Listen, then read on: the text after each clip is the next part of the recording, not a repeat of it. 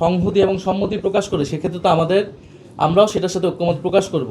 কারণ এই বাংলাদেশটা তো আমরা সকলকে মিলিয়ে গড়তে চাই। ফলে আমাদের লক্ষ্যটার সাথে যদি সবাই ঐক্যমত হয়, আমরা তো এটা বিএনপিকে আহ্বান জানিয়েছি। সাংবাদিক ভাই বোনেরা, আপনারা জানেন যে সামনের আসন্ন জাতীয় সংসদ নির্বাচন এবং গণভোট, সেটার জন্য জাতীয় নাগরিক পার্টি এনসিপি সেখানে অংশগ্রহণের জন্য প্রস্তুতি এবং পরিকল্পনা করে যাচ্ছিল। আমরা সে বিষয়ে একটি গুরুত্বপূর্ণ সিদ্ধান্তে উপনীত হয়েছে আমাদের দলের পক্ষ থেকে, এবং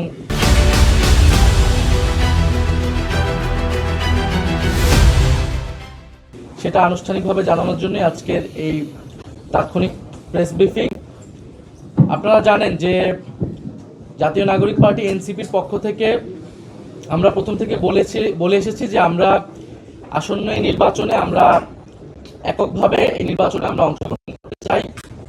আমরা 300 আসনে প্রার্থী দিতে চাই এবং সে অনুযায়ী আমাদের প্রস্তুতি এবং পরিকল্পনা চলছিল। আমরা সারা দেশ থেকে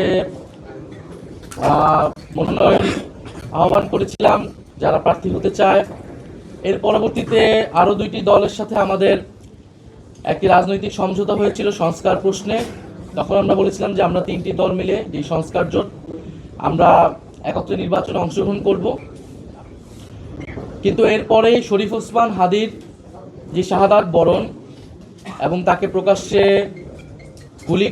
গুলি করার মাধ্যমে বাংলাদেশের রাজনৈতিক প্রেক্ষাপট অনেক বেশি পরিবর্তন হয়েছে। এই হত্যাকাণ্ড, এই শাহাদাত বরণের মধ্য দিয়ে আমরা বুঝতে পারছি যে বাংলাদেশে যে আধিপত্যবাদী আগ্রাসনী শক্তি তারা এখনো কার্যকর রয়েছে। গণ অভ্যুত্থানের মধ্য দিয়ে যাদেরকে আমরা পরাজিত করেছিলাম, তারা এখনো চক্রান্ত করছে নির্বাচন বানচাল করার জন্য। তারা চক্রান্ত করছে এই যে সংস্কার এবং নতুন বাংলাদেশের অগ্রযাত্রা সেটাকে ব্যাহত করার জন্য, এবং তারা চক্রান্ত করছে এই জুলাই প্রজন্মকে নিঃশেষ করে দেওয়ার জন্য।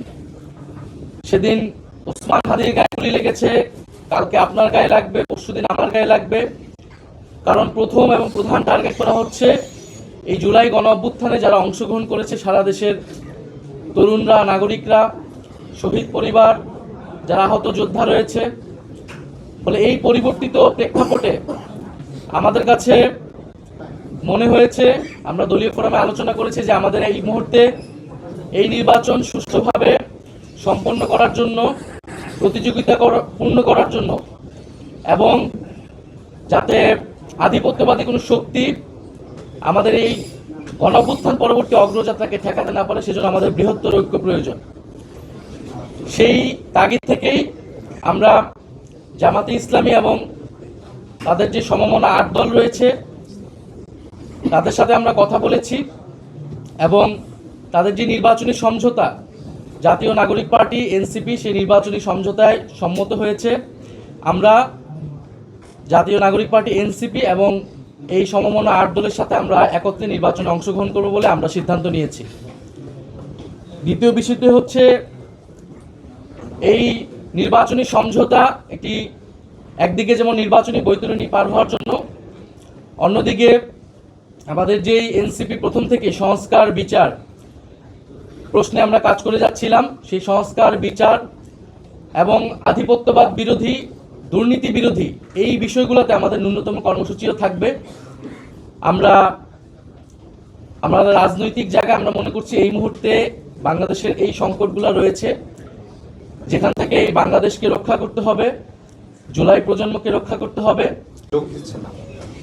আমরা বলেছি যে গণ অভ্যুত্থানের মধ্যে দিয়ে আমরা নতুন বন্দোবস্ত প্রতিষ্ঠা করতে চাই, যেটা গণতান্ত্রিক, যেটা বৈষম্যহীন, যেটা অন্তর্ভুক্তিমূলক, এবং ফ্যাসিবাদী কাঠামোটা ভেঙে আমরা বাংলাদেশ রাষ্ট্রের সংস্কার করতে চেয়েছি। সেটার জন্য কিন্তু আমরা ঐক্যমত কমিশনে সেটার পক্ষে দৃঢ় অবস্থান করেছি, আমরা দৃঢ় অবস্থান নিয়েছি।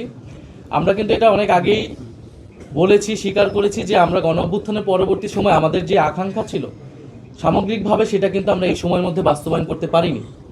ফলে আমাদের এই লড়াই, আমাদের এই পথ চলাটা দীর্ঘমেয়াদী, এবং যদি পুরনো দলগুলা আমাদের এই গণ অভ্যুত্থানের আকাঙ্ক্ষা এবং নতুন বন্দোবস্তের আকাঙ্ক্ষায় তারা যোগ দেয়, তারা সংহতি এবং সম্মতি প্রকাশ করে, সেক্ষেত্রে তো আমরাও সেটার সাথে ঐক্যমত প্রকাশ করব। কারণ এই বাংলাদেশটা তো আমরা সকলকে মিলেই গড়তে চাই।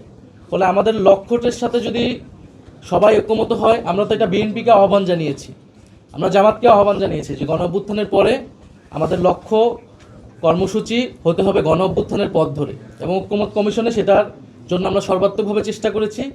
আগামী নির্বাচনে আমরা চাই গণভোটের পক্ষে, হ্যাঁ পক্ষে আমরা সবাই মিলে কাজ করব, এবং জুলাই সনদে আমরা যে প্রতিশ্রুতি দিয়েছি সেই প্রতিশ্রুতি বাস্তবায়ন করব। এছাড়াও আমাদের পুরো সংস্কারের এবং দুর্নীতি বিরোধী যে লড়াই শুরু হয়েছে সেটার অগ্রযাত্রা অব্যাহত থাকবে। আচ্ছা, দুইটা প্রশ্ন একসাথে। প্রথম হচ্ছে গেল কয়েকদিন ধরেই যেমন গণতান্ত্রিক